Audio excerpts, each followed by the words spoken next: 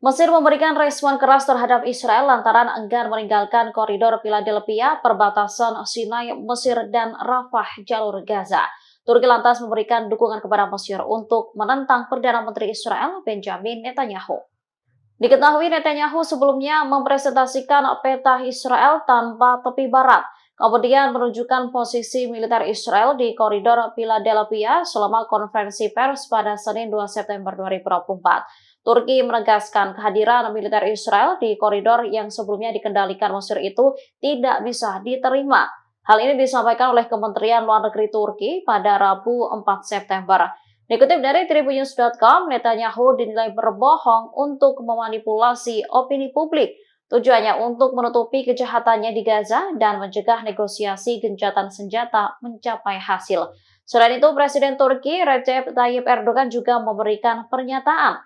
Ia menegaskan Turki menolak tuduhan Israel bahwa Mesir memfasilitasi penyelundupan senjata melalui koridor Philadelphia untuk Hamas di jalur Gaza. Erdogan menyebut tak seharusnya Israel menyeret negara lain dalam konfliknya.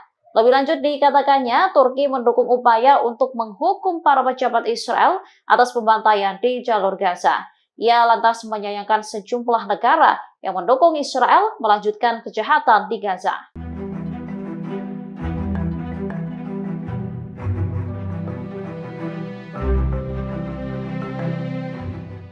Israel mengalami kerugian besar setelah terlibat konflik dengan pasukan perlawanan Palestina Hamas selama 11 bulan. Menurut Menteri Keuangan Israel, Bezalel Smotrich, negara telah mengeluarkan uang sekitar 1.048 triliun rupiah. Dikutip dari Tribunnews.com, Smotrich menyebut perang melawan Hamas adalah yang terpanjang dan termahal. Nantinya akan ada pengurangan dalam APBN Israel 2025. Pasalnya pemerintah berusaha menyeimbangkan antara keuangan dan biaya perang di Gaza. Bawahan Perdana Menteri Benjamin Netanyahu itu sudah ditekan oleh Bank Sentral Israel dan investor yang ingin kejelasan perihal kebijakan fiskal tahun depan. Bank Sentral Israel sudah meminta adanya pemangkasan pengeluaran dan kenaikan pajak guna meningkatkan penerimaan. Akan tetapi, Smotrich menyebut menaikkan pajak saat perang adalah tindakan keliru. Meski sudah mengeluarkan biaya besar, Smotrich mengatakan pihaknya tak akan membatasi pengeluaran untuk perang, maka negara akan mendukung upaya perang hingga menang. Guna membiayai perang, Israel berencana mengurangi pengeluaran hingga 35 miliar shekel tahun depan.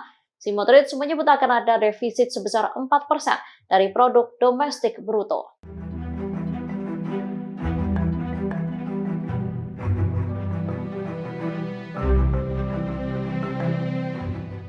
Dukungan negara barat disebut malah menjadi bumerang bagi Israel, sementara poros perlawanan semakin tangguh dan kompak menghadapi pendudukan. Pandangan ini disampaikan oleh Amal Saad, pakar politik dari Universitas Cardiff. Dikatakan Amal, dukungan negara barat bukan malah melindungi Israel. Sebaliknya, dukungan mereka justru memunculkan perlawanan baru yang lebih kuat di Timur Tengah. Agresi Israel yang didukung barat, dikatakan Amal, telah memperkuat poros perlawanan, mulai dari Hamas, militan di Lebanon Hizbullah, dan militan di Yaman Houthi. Hingga saat ini Hizbullah, Houthi, dan lainnya banyak melancarkan operasi militer untuk membela warga Palestina di Gaza dan tepi barat yang diduduki Israel. Terbaru, Hizbullah meluncurkan 65 roket ke wilayah Israel Utara. Serangan itu menyebabkan kebakaran di sejumlah titik di Kiryat Simona. Menurutnya, agresi Israel telah membantu mengubah perimbangan kekuatan regional dan bahkan membahayakan eksistensi Israel sebagai entitas kolonial.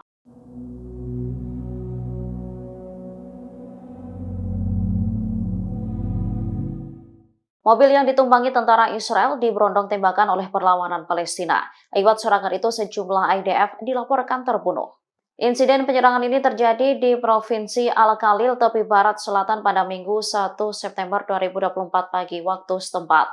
Menurut Radio Angkatan Darat Israel, bahwa 11 peluru ditembakkan ke kendaraan yang menjadi sasaran.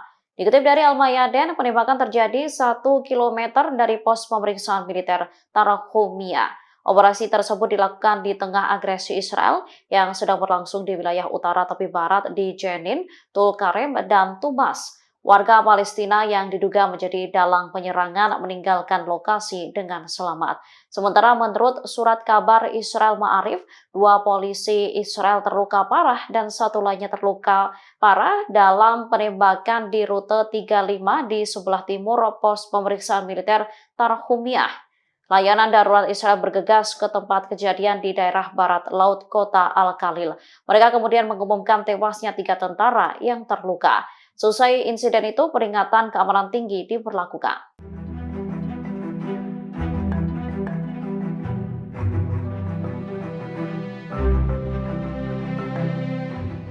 Pasukan perlawanan di Lebanon Hizbullah meluncurkan serangan besar-besaran ke wilayah Israel pada bulan Agustus kemarin. Bahkan peluncuran roket di bulan itu mencapai jumlah tertinggi ketimbang bulan-bulan sebelumnya.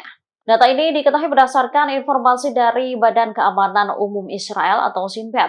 Menurut laporan, sebanyak 1.307 roket ditembakkan ke Israel dari front utara dalam 1 bulan. Dengan begitu rata-rata ada 40 roket yang diluncurkan per hari. Padahal di bulan Juli, Hizbullah disebut meluncurkan 1.091 rudal, Juni 855, dan Mei 1.000 rudal. Sementara bulan April sebanyak 744 rudal, Maret 746, Februari 534, sedangkan Desember 744 rudal. Koresponden militer di Radio Tentara Pendudukan Israel, Doron Kadus, menyebut tren peningkatan peluncuran roket Hizbullah jelas. Sering meningkatnya serangan Hizbullah, semakin banyak pemukiman di utara yang memasuki garis tembak. Sebanyak 4.400 orang dirujuk untuk menerima perawatan setelah serangan panik atau shock.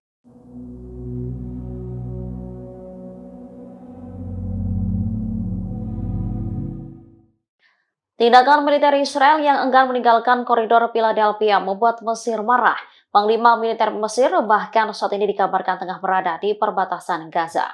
Dikutip dari The Times of Israel, sosok berpengaruh tersebut ialah Kepala Staf Angkatan Darat Mesir, Legend Ahmed Fatih Khalifa. Ia melakukan kunjungan mendadak ke perbatasan negara itu dengan jalur Gaza. Kedatangannya di sana untuk memeriksa situasi keamanan. Diketahui Perdana Menteri Israel sebelumnya menegaskan militernya akan mempertahankan kontrol terbuka atas wilayah perbatasan selatan Gaza dengan Mesir. Netanyahu mengatakan Israel harus mempertahankan kendali atas koridor tersebut untuk mencegah penyelundupan senjata ke Gaza. Israel juga hanya akan mempertimbangkan penarikan diri dari lokasi strategis tersebut apabila diberi rencana alternatif untuk mengawasi daerah itu. Netanyahu tak merinci berapa lama militernya akan berada di koridor tersebut. Namun ia memastikan IDF akan berada di sana hingga mencapai kemenangan. Download Tribun X sekarang, menghadirkan lokal menjadi Indonesia.